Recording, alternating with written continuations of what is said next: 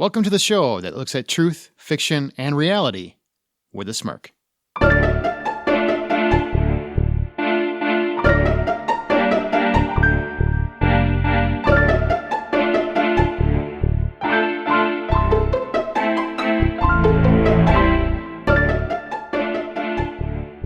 I'm Aaron Peterson. I'm Amanda Sink. And I'm Zach Parkerson. And welcome to Smirk. Each week, one of our hosts introduces an original story, which we then use as a springboard for spirited discussion on whatever that moral or theme of the story is. But this week, we have listener stories, right? We're back to the listeners. Woohoo! We just keep getting them rolling in. And Amanda is actually going to front this one. Let's hope it goes well. Wow. Well, I mean, I'm just saying, hopefully I don't mess up reading. Bad? No, the stories are actually pretty good. Every listener story is a gem. This is the only time he gets enthusiastic at the beginning, about anything. And then by the end, he's back to... Yes. Everyone knows this about me. It's a pretty spot-on impression of you. Yes, I sound like the Wolverine. Don't give him that compliment. Is that what the Wolverine sounds like? If I sound like the Wolverine, I am going to go out and get numbers. All right, married man. You don't look like the Wolverine, so that's not good. I just walk up to ladies, and then they call the police. Kind of sound like Mad Max. People are probably so tired of hearing that audio by now. Yeah, I'm sure they are. They've probably already stopped listening. All right, well, man, are you ready to? Are you ready to start us off with the first story? I guess as long as you're done with your terrible Zach impression. People. It's not the worst impression. They say comedy works in threes, and I think I've done that like 8 times. So one more, then 3 times 3, 9, perfect.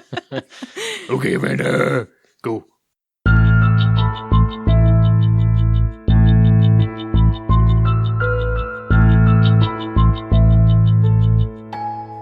So this first story is from Paula's cell. She wrote in, she's actually pretty excited about it, and she wanted to let us all know that she's enjoying the show and to keep up the good work. Oh, thank you. Thank you, yes. I've lived in a small town all my life. I moved to a different small town, had my kids, but if you've ever been to a small town, you know you never truly fit in unless you grow up there. It's an unwritten rule, I guess. So in this new small town, there was a man in a wheelchair, and I would see him wheeling all around town. I realized he lived down the road from me. Me being me, I would try and wave and smile at the man. He wouldn't look my way, ever. So eventually I gave up, but if he would look my way, I'd still try to smile and wave with no luck. I believe an honest smile can crack even the toughest people. Well, he proved me wrong. I've lived in this new small town going on 12 years now. It's been snowing a lot, and I still see this man wheeling along with his bright light at night. I feel I want to help him every time I see him, but he doesn't seem like the type to want or need my help.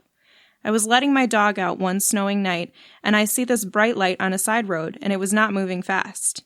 The road is barely plowed. I go to the window, I see him pushing forward, then shake his hands because they're cold and full of snow from trying to push through the deep snow. I'm watching him and having an inward debate. Do I ask if I can help? I don't want to offend, but I can see he's struggling, and I'm not the type to just sit back and watch. So I decide, screw it. I walk out to my porch and I yell to him, "Can I help you?" He said the obvious answer, no. He said, if I can just get to this main street, it'll be much better. Well, as I was watching him, I said to myself, he's being stubborn. And what do your friends do when you're being stubborn? They stop asking and just do it. So that's what I did. I walked out there and I said, please let me help you. He sounded defeated when he said okay, and thank you. I grabbed the handles of his wheelchair and started pushing him toward the main road. It was hard for me, so I knew that he was exhausted. He said he was on the side road for about 10 minutes. I feel horrible. I wish I could have gotten to him sooner. So we finally got to the main road, and the snow wasn't that much better on the main road. So I said to him, if you don't live far, will you let me take you the rest of the way? And surprisingly, he agreed. We chatted a bit. He made sure to tell me he doesn't usually ask for help. I said, I know, I'm the same way. I was so happy he let me help. We got to his house. He said thank you, and I finally introduced myself to him. We shook hands, and I walked home with a smile on my face. I think the next time I see him, he might actually wave back. What do you guys think the moral of her story is? People in wheelchairs shouldn't shovel snow. Zach, what about you? I mean, that seemed obvious. Help people in need. It's always good to accept help. So her moral is asking for help isn't always a sign of defeat. It can be a sign of strength. And since Paula didn't have any particular Wait, question... can we go back to my theory? Oh, gosh. Why is he in a wheelchair trying to shovel? He's not trying to shovel. He's trying to wheel himself across the road, and so he's getting stuck in all of the snow. He's trying to get to the main road, but he's in a wheelchair. Do they have plows on wheelchairs? I don't think so. That's what she should have done. Just bought him up. That's kind of what I'm thinking. Why didn't you just like stick a shovel at the front of his wheelchair? Then he does it himself, and it looks cool at the same time. It's like you give a man a fish, he eats for a day. You teach a man to fish, or give him a shovel. I don't think that's how this works. I'm sure it probably doesn't. But that's a wonderful, heartwarming story. It is. And so Sure. since she didn't have any particular questions for us from her story, I wanted to know, I guess, what would you guys do? Would you help somebody? Leave him stranded in the snow. No, man. but I mean, if he's continuously rejected every... Exactly what she did. That's You would do exactly what she did. Yep. Zach, you're more cynical. Would you still help? Wow. My first instinct would be to not help, because if I was in the wheelchair, I would not want anyone's help. I would get up the damn snow hill, or not, and I would sleep on the snow. You just die frozen from stubborn. Yeah, but me, small town me, and living in a big city me. So I would probably cross the street. I would probably ask him if he needs help. If he says yes, I would help him. If he says no, I would say, all right. There's no way I'd leave him. If he was obviously struggling, I realize there's a pride factor. I get it. I totally get it. I've been there. I understand it. I struggle with it myself. You've been without legs? I've been last summer where I couldn't walk for several weeks, and I didn't want to ask for anybody's help, and I had to, and it sucked. It's awful. Like, for a very proud, stubborn person, that's an awful feeling. It's a very hard feeling, and it's a defeating feeling to finally have to admit to yourself, there are points in my life where I can't do it myself, and it's hard to do. And there were moments where people had to do things for me and didn't ask me if I wanted them done. They just had to do them because I would say, no, I'll figure it out. And, meanwhile, in your head, you're like, I can't figure it out. I don't want to do it. But you're like, no, I got this. That's how stubborn, proud people are. I get it.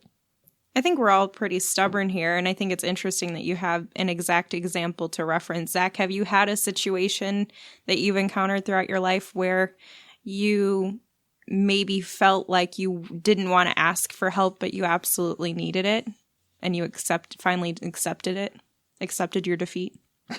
Broke down. No, I mean, nothing comes to immediate mind.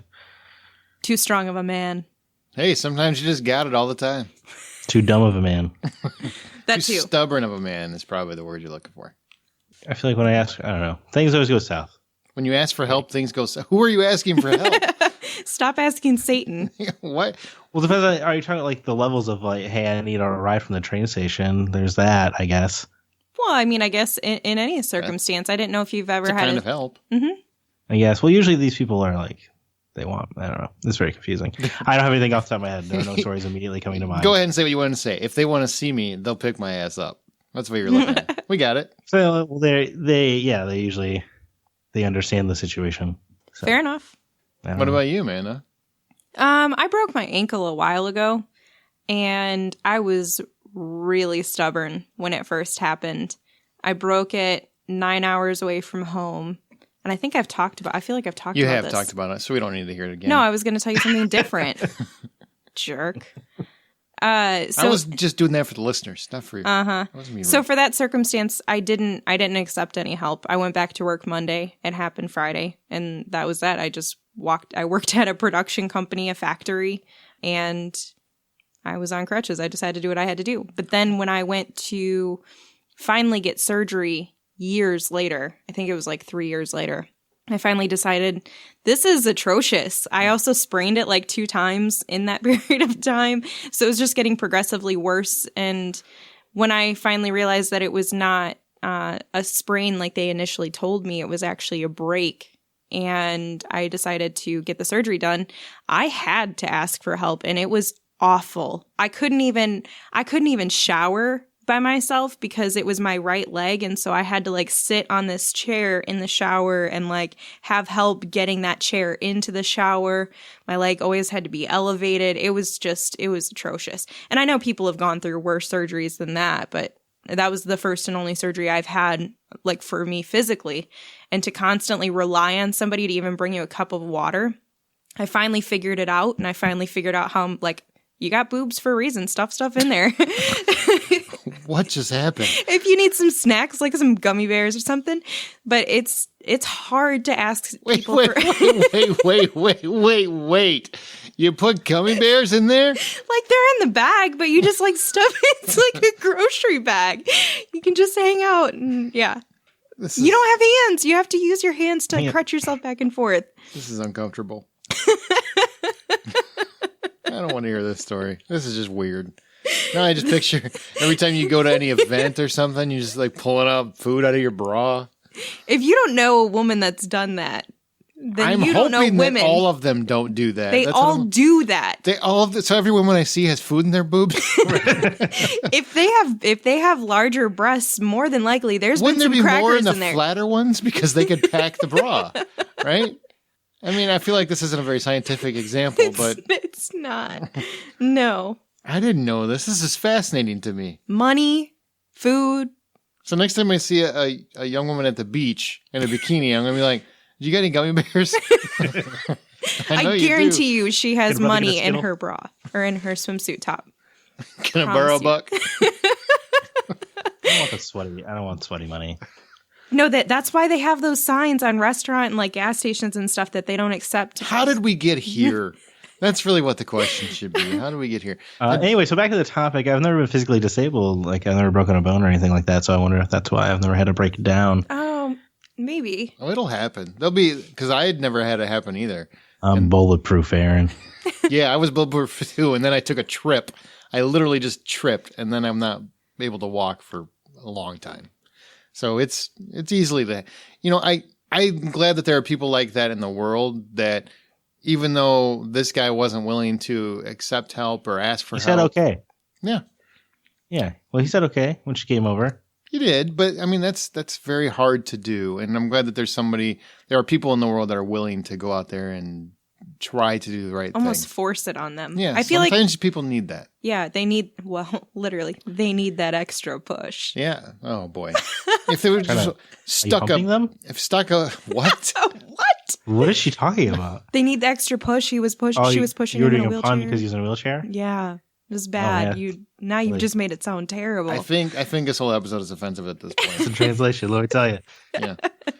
She had just put a plow at the front. I think this wouldn't have been. Put a motor on the back. It's like Silver Bullet. No. Okay. Wow. There was that. Yep, there was that. We'll see how much that makes the show. Don't salvage it. Leave it alone. So the title of her story was Snow Sucks. And she said, yes, that's my title. Is that all one of the like snow sucks : yes, that's my title? No, Snow Sucks parentheses. Yes, that's my title. Snow Sucks, the movie. Yes, that's the film. Snow Still Sucks. Well, part 2. Thanks for the story. That's pretty cool. I assume it's true. Did she say if it was true or false? Yep, it's true, sir. Well, I mean, everything was pretty. It was written in the form of but you can write stories. Yeah, you could. Fiction, yeah. So. She said this is a true story. She even sent a smiley face. Jack Reacher. Every Jack Reacher book. I love Jack Reacher. Fair. Good point. I ain't ashamed of it. Why would you? That would be a strange thing to be ashamed of. I know, because they're great books. Even though he doesn't look anything like Tom Cruise in the book. But whatever. Movies.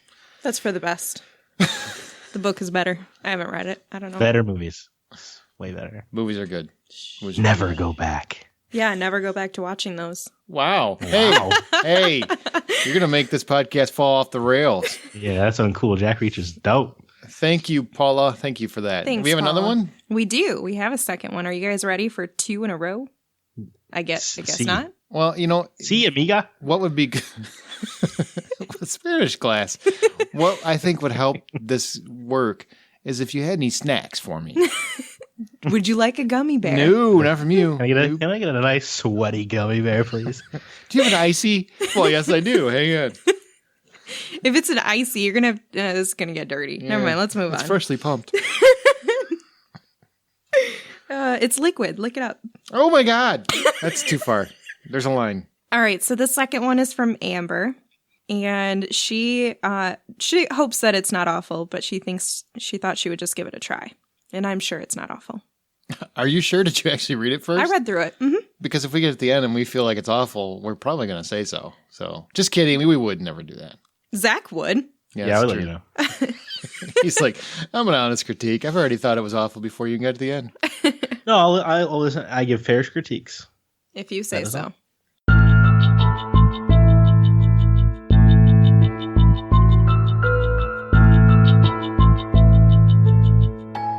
Sheila's day continued to spiral. Not only had she lost her job, but the rent was due in 24 hours and she was broke.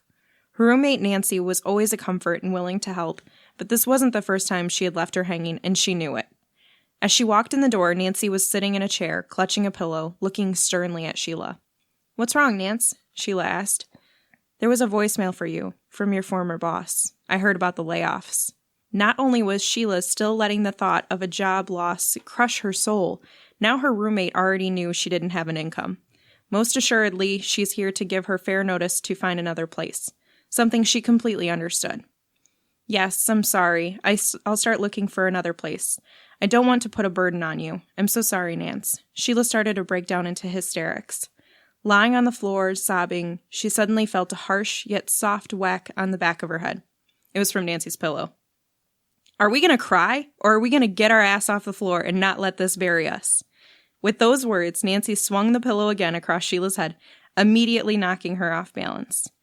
With that, Sheila jumped up and ran to the couch, grabbed the other pillow, and promptly swung it around and knocked Nancy on the ground. Before long, it was a full-blown pillow war, and Sheila had forgotten all about her day of hell. In fact, she suddenly felt a renewed sense of purpose. Also, she knew that everything was going to be just fine. Pillow fights solve all problems. I was waiting for it to get a little saucier. You're hoping for a little bit of intimacy there? I'm not going to lie, I was too. Nancy kind of seems mean to me. Hey, find a new place. Oh my God. Shut up. Get your ass up right now. Yeah, sounds like a good friend. Well, the moral is that best friends know always what you need. Didn't Nancy kick her out? No, she was worried that that's what she was going to do. She was worried about it. Oh, I misunderstood. I'm sorry. I thought Nancy was like, "Hey, you're going to need to find a new place." And then Sheila started crying, so Nancy's like, "I'm going to whack you in the head if you don't get up." That's a totally different kind of story. No, Sheila was worried that since Nancy knew that she was going to end up kicking her out, so immediately Sheila was like, I know, I'll look for another place. And that's when she was like, "Get your ass up, whack." So the first question that Amber has is... Good story. Is why does a pillow fight always make things better? Have you men had pillow fights with your other men? No.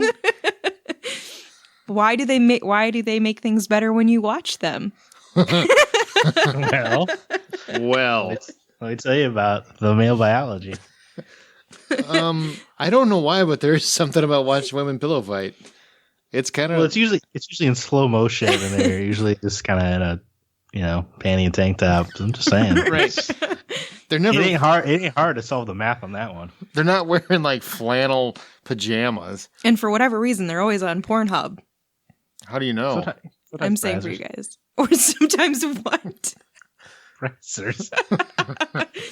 Oh man, it's movies. Even when movies have a pillow fight, there's just something oddly romanticized about it, I guess. I mean, obviously because it's a guy director and it's some kind of male fantasy that we didn't know we had, but we're watching it and we're like, hey, I'm into pillows. Who knew?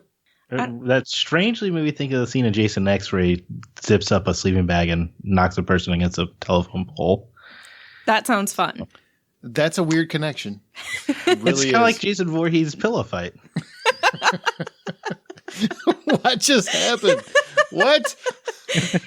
Why do those pillow fights always make things better for Jason? How does that connect in your head? Pillows whacking. I pillows. get it, but I don't really get it. Because it kind of looked like you're swinging a pillow. Jason's having a loving Friday the pillow 13th fight. fan, so the connections were immediate. Lord, Mandy, you're a woman. Not to say that we aren't, but Does a pillow fight, does it actually make everything better? Is that a true thing, or is that just a male fantasy? Wait, how do you feel when you see a couple of fine ladies whacking each other with pillows when you're scoping Pornhub.com? I'm with you guys. But I don't fun. think I've ever had a pillow fight before. I mean, not that I can, I mean, with my brother, but we were like assaulting each other with like curtain rods and stuff. That doesn't sound like a pillow fight at all. No, I mean, we were like, it started with a pillow and we would hit each other and then it would escalate to other objects. So I don't think I've ever had a really good experience with a pillow fight. You're doing it wrong. Apparently. We're about to chuck bricks at each other. Right? We used to do a lot of wrestling on a cement basement floor, and he at one point picked me above his head and threw me on the ground. And This is not loving at all. This is dangerous. And you should seek probably counseling and maybe medical attention. Maybe witness protection. I don't know. That just seems like quite a stretch. But also not a pillow fight. I know. This is the extent of my pillow fighting. Is fighting. Well, at least you emphasize the ting. I got some ting wrong with me. Yeah, I may have had a couple pillow tights. I don't know. I don't think I've ever actually. Pillow tights? Yes, where I tightly hold the pillow down around somebody's Very firm face. grasp of this pillow. I've had a pillow fight before with a female when I was younger. It was fun. Yeah, I think I was going to say I had a vague recollection of pillow fighting with a girl. You do? I feel, no, like vague, though. How vague is vague? Like it's never happened and you're just making it up? Like, This was Could a have fantasy? not happened, could have happened. maybe it was just a recollection from something you were thinking about. Yeah, it could have been. I saw that cute girl in Last 7th week. grade and was like, yeah. Love to smack her with a pillow. Well, also, pillow fights are much different in movies than I think pillow fights actually are. When people get hit in the face with a pillow, it's not fun. And when you watch them, That's true. I mean, every once in a while somebody will do that. Like they're trying to be cute or something and they throw a pillow at you. Mm-hmm. It's never fun. I don't find it enjoyable. In fact, I want to punch you in the face. I want to go In to... fact, it's incredibly irritating. Yes. And they always do it like, ha ha, why are you ha haing? I was focused on something and you hit me in the head. That's not cute. now you've distracted me. Yes. Go away. We just got to the twist of this episode of Black Mirror. You're going to hit me in the face with a pillow? Why do you hate me? Yeah. And then, but in like movies and I guess porn, it's like Let's- soft and I guess one. in movies and stuff, it's just so subtle and soft and like dainty. Like they just tap each other on the arm with the pillow and it's like, ha ha ha. It's like with a feather. It's And there's weird. 4 of them. And it might have like 2, might have 4 of them. And they're in a room. And they're acting like it's going to be all jovial. Man, I've seen 4 women slapping each other. That's going to get vicious fast. Somebody's going to die in that room. They're not going to be boom, boom, boom. You hit me. Bam! That's what's going to happen. Well, what's realistically is going to happen is when a girl knocks out the fake eyelash on one eye and the other one still has one intact, that's when there's going to be a beating. Mm-hmm. Or a nail breaks. Imagine the outrage. Just imagine. That's how riots start.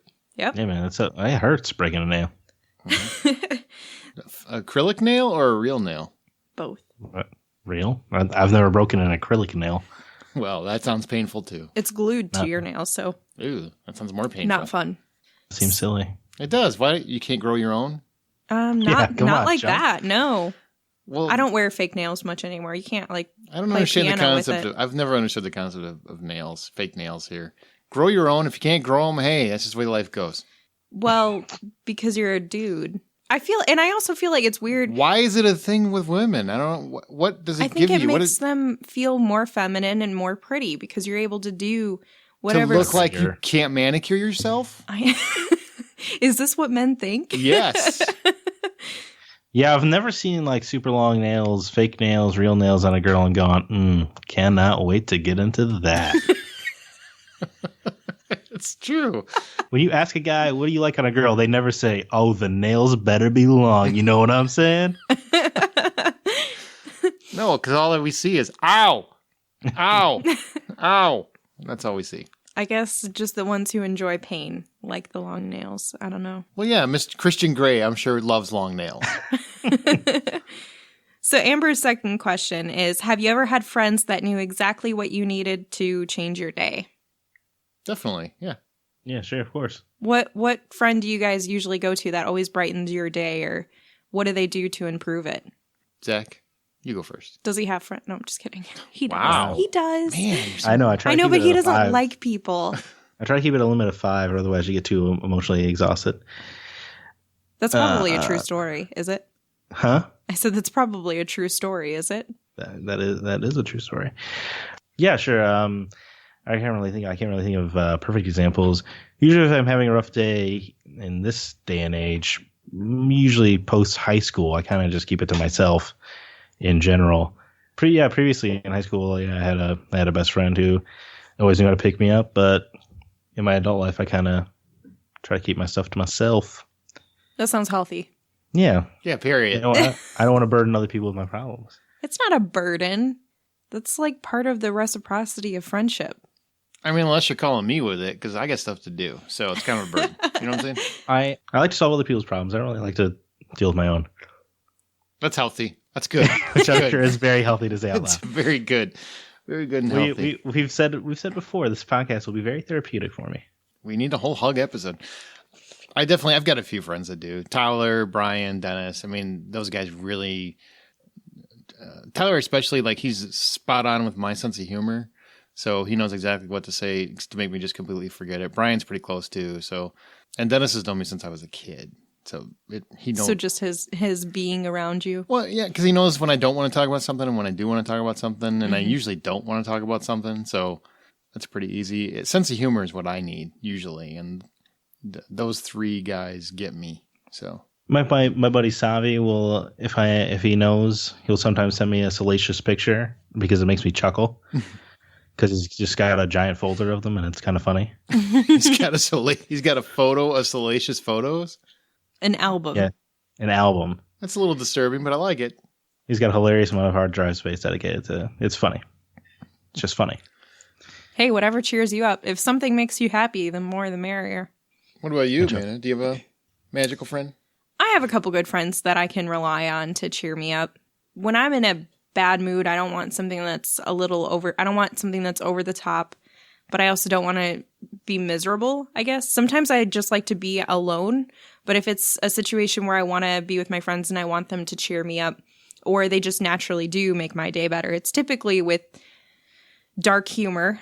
I do enjoy dark humor, and that'll make me laugh. Or sometimes just being with my friends. Like, we don't need to do anything in particular, but just like my friend Courtney, actually both of my Courtneys. I have 2 really good friends that are Courtney. And my Courtneys. And just being around them and spending time with them makes me happy, just because they're just enjoyable people, and they know how to kind of naturally get my mind off of whatever's going on. And if I want to vent about it a little bit, then I'll vent about it a little bit, and we'll just kind of move on, and I feel a little bit better. So I feel like if it's a terrible situation where I need advice, then that's a situation where I'm just going to vent to somebody and talk to them. And sometimes I just need to get it off my shoulders, but I don't like to hold it in. Thinking a little bit more on it, I guess, in a very few times, my buddy Jeremy and I will have like super long, lengthy something, which makes me feel better. But I've never had like someone I don't really just randomly get happy because of something people do. So I can jumping back to my tripping injury. That was fun.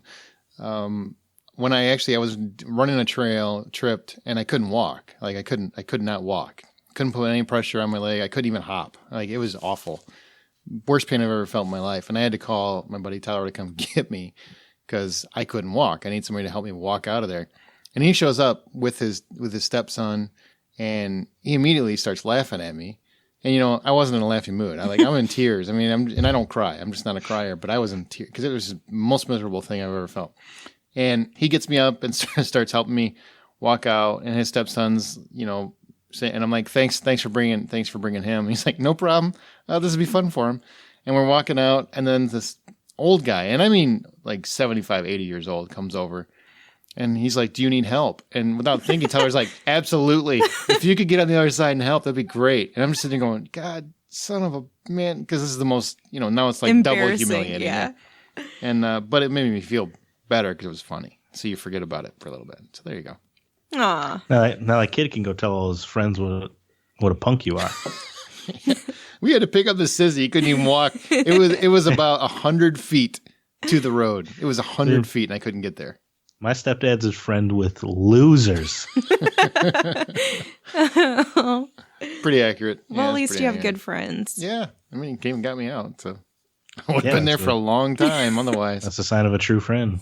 Yep. What's question number 3? Is there any more? That was the only questions she had. Okay, I apologize. There is one ending note. What? She said, "Thanks all. Love the show, and all 3 of you are great. I challenge Zach to write a happy story." What? What? Did you hear that? I'll get to that in 2020. That is 2 years from now. That's We can do maths. we can do. Yeah, I think she meant that like might be ambitious. 2021. You were issued a challenge. I think you gotta have to rise step to the up. challenge. Mm. I mean, you're a good writer, right? You can write about anything. It's fiction, maybe. probably. Yeah, I would have to. I'll write a fantastic story about Super Mario saving Princess Peach. There you go. If you can make it enjoyable, that would be If you happy. can It's going to be great.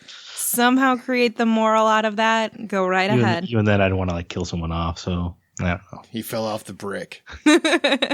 He couldn't come through. They both died. He got sucked The down end. the pipe.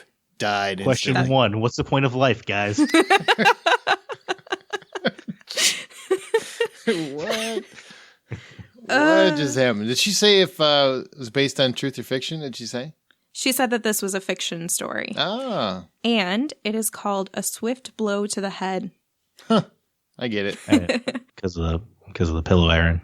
Yeah, right. 'Cause it hit her in the head. I'm glad she had all the words because she left a few out. This changes the whole story. Oh, no. That's In terrible. many directions, it can go all kinds of places. It truly This could. might be the episode that's probably going to get us in trouble. All right. All right. Well, thank you for those, Amber and Paula. Yes. Okay. Yeah, that's correct. Thank you, ladies. I assume. I don't want to assume, but I assume you're both ladies. So thank you, ladies. As our show goes, we will occasionally pick listener stories to read and discuss on Smirk. And if you'd like the chance to have yours read, email them to mystory@smirkpodcast.com. That's my story at smirkpodcast.com. Join the conversation by joining our Facebook group and follow us on Twitter @smirkpodcast. And be sure to use the show's hashtag Smirk. I say that real fast and I keep saying hashtag. That's what I say. Yeah, exactly. Don't miss an episode. Be sure to subscribe to Smirk on your podcast app of choice and check out our website at smirkpodcast.com. That was fun. That was fun. Once again, thanks to Paula Sell and Amber Schrader. They did some really interesting stories there, and I think we had good discussion from it. So I'm glad they wrote in. Zach, didn't I just say that? I wanted to Sounded- reiterate their names. Sounded like I heard the same thing twice just now. Yes. I will say I love the listener. I love the listener stories. So Because you don't have to write one? please, please keep them coming. Do not issue me more challenges. And I think I challenge have a great time. every listener who submits a story to challenge Zach to write a happy story.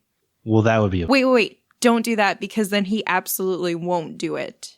If you tell him to do something, he will never do it. Sounds like that could be a story in its own. Truly could. Well, guys, this was fun. When you write your own life story, always remember to tell it with a smirk.